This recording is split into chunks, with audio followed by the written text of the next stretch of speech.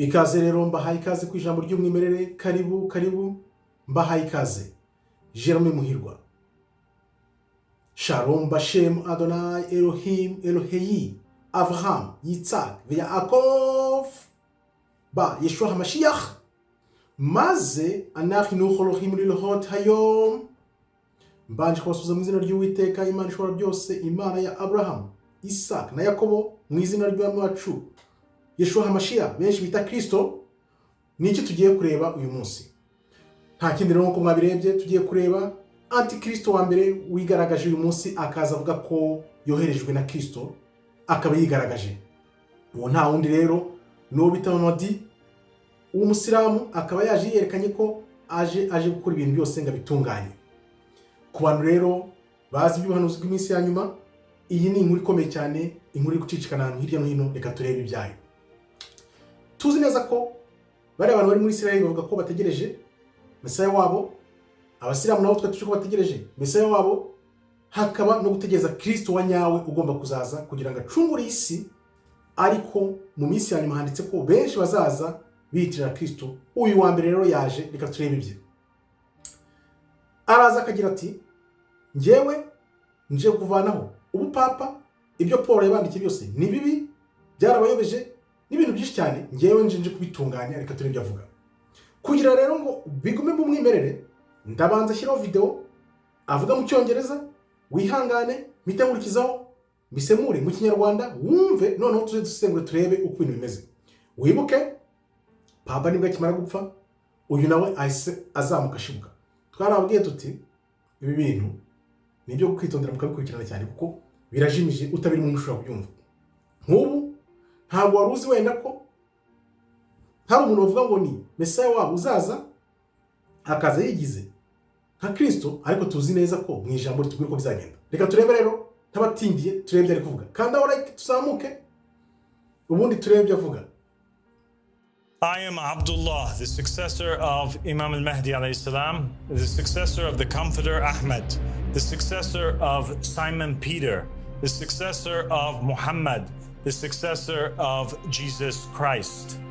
I am the true and legitimate Pope. I am the proof upon the Christians. I am the son of the Muslims through my father, and the son of the Christians and the Jews through my mother.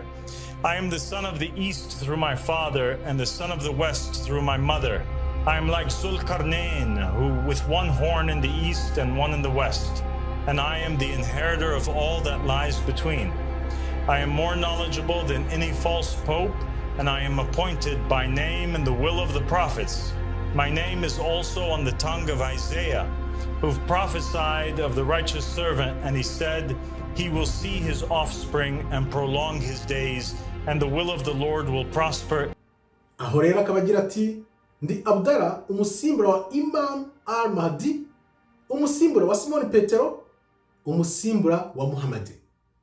Ndi umusimbura kandi wa Yesu Kristo. Ninjye papa w'ukuri wemewe. Ndi gihamya wa Kristo.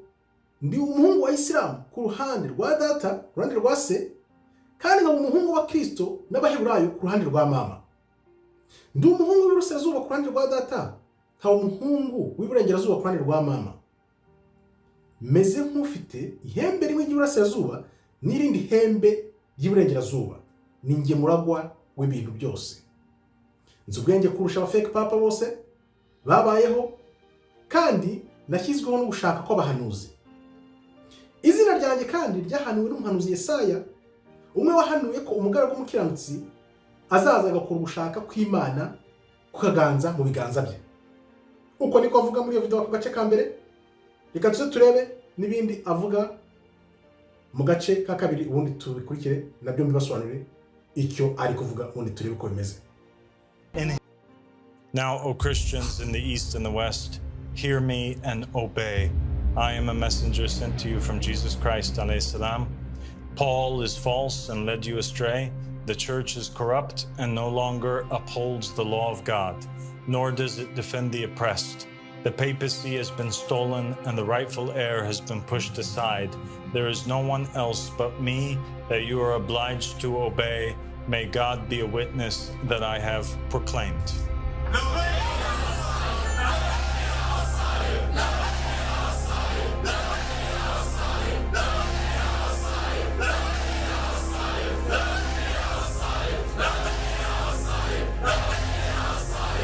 aho rero mu gace ka kabiri akagira ati none bakristo b'Iburasirazuba n'Iburengerazuba munyumve kandi munyumvire, ndi intumwa yoherejwe ivuye kuri Yesu Kristo.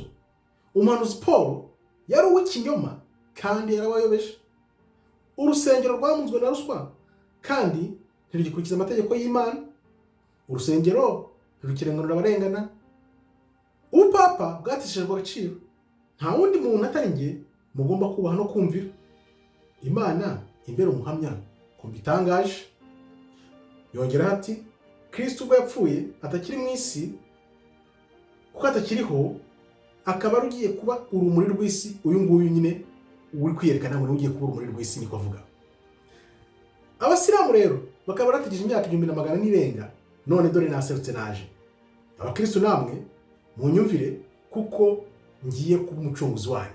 Ayo niyo magambo avuga muri gace ka kabiri. Tugiye kureba akarangiza, noneho turebe icyo Bibiliya nayo itubwira kuri ibintu yita ngo n'umunyarumuri, ngo yoherejwe na Kristo, yoherejwe na Petero, Yesaya yaramuhanuye, aje akurikiye Muhamedi. Ibintu byose urumva ko byose arabyirundaho. Ibintu bisobanuye iki? Nyimara kubibona njyewe, kuko tuzi neza ko Antikristo wa nyawe bashaka kuzana kuri bwa buhanuzi bwabo bwa Satani, ntabwo ari uyu nguyu, ntabwo araza. Ahubwo uyu nguyu bamuzanyeho kugira ngo atangire yimenyereze, noneho barebe ukuntu bazafatisha abantu. Ejo bundi uzajya kumva wumve uwabariya bajuifu nabo bari muri Israel nawe araje ko bavuga ko nawe mutegereje vuba agomba kuza. Ariko uyu nguyu igihuriranye, wibaze papa nibwo bakimara kumushyingura, uyu mutipa yahise azamuka avuga ko yoherejwe na Kristo, kandi azavuga ko papa ari fake. Aho hose urabyumva, ntabwo wumva ikintu bikubwiye. Uno papa niyo bazanashyiraho n'undi wenda niyo yaba agakingirizo, biri kuvuga cyane ko ashobora kuzara umwirabura. Urabyumva? Buri gihe bagiye gukora mabi, umwirabura niwe babihereza. Wabonye ibyabaye kuri Obama narabikubwiye. Bivuze iki rero? Reka turebe icyo biri tubwira kubw'urumuri, kuko aravuga ngo Kristo ngo yari urumuri, ngo yaragiye, ngo yagiye yavuyeho, ngo niwe uje kuba urumuri rw'isi.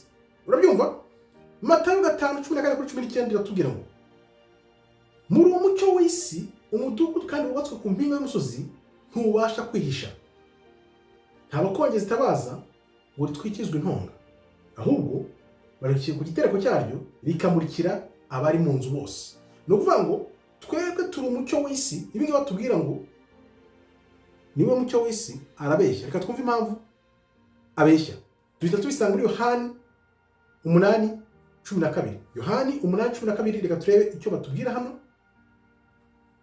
Yesu yongera kubabwira ati ninjye mucyo w'isi, umurikira ntazagenda mu mwijima habe na gato, ahubwo azafite umucyo w'ubugingo. Ni ukuvuga ko iyo twemeye Kristo, tukemera gukora ibyo ijambo ry'Imana ritubwira, tukagendera mu ijambo, tukemera Kristo umwami wacu n'umukiza, natwe duhita tuba urumuri kuko Kristo ari muri twe. Urumva rero, ku bantu batazi ijambo ry'Imana, uyu muntu uri kuza, uyu Antikristo bari gutegura, wibaze ni nkaho ngera amwita Antikristo wa kana. Sinzi ukuri kubyumva. Bafite imyaka 5, wibuke 2025 nibwo tukigeramo hagati, nta nubwo irageramo no hagati, atangiye kuza. Reba ibiri kuba, ibimaze kuba muri aya mezi yose angahe, ane yonyine. Ukubiteho papa arapfuye, ukubiteho ingwara aje, ahise azamuka. Uyu muntu avuye he? Ni ukuvuga ngo bari kumutegura kugira haze nabo bose, noneho bazakora cya kintu cyo gusasira idini rimwe. Urabona aho bigana? Kugira ngo bigereho ntabwo byaba umunsi umwe. Uyu muntu ahashibutse, abantu bose bari kuvuga ntabwo bazavuye, ariko bari kuvuga bati niba azajya mu Bayisilamu akavuga ibintu nk'ibi bakamwemera, bazamwemera kuko ubona afite n'abantu bari kumukurikira.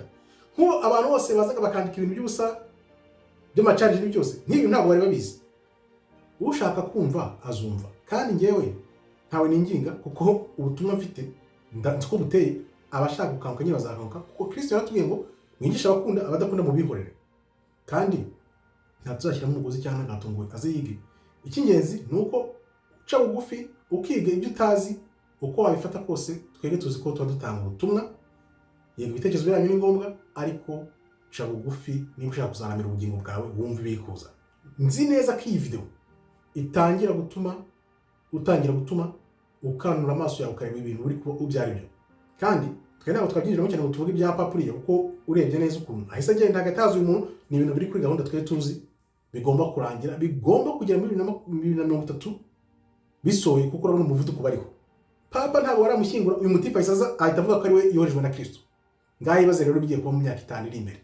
Ngaho nguko rero uyu niwe muntu uje wiyita ngo ni umukristo wa mbere, ngo yoherejwe na Kristo, yahanuwe n'abahanuzi, ngaraje. Dore ibihe byatangiye, bari kubwira bati umukino ni kugitangira, reka uzurebe. Bamwe biyandikisha bagira uti mpita mbona imitekerereze yabo, nkabona ko they don't know what's going on, ntabwo bazi biri kuba, ariko wewe wemeye kuguma hano kugira ngo wumve ukuri, wige ukuri kuzakubature. Reka tugumane hano, ubundi turebe ukuri uko kumeze kandi kuzabatura. Nkambashimye rero, Imana ikomeze ibarinde. Shalom, shalom, toda haba, tov meyod.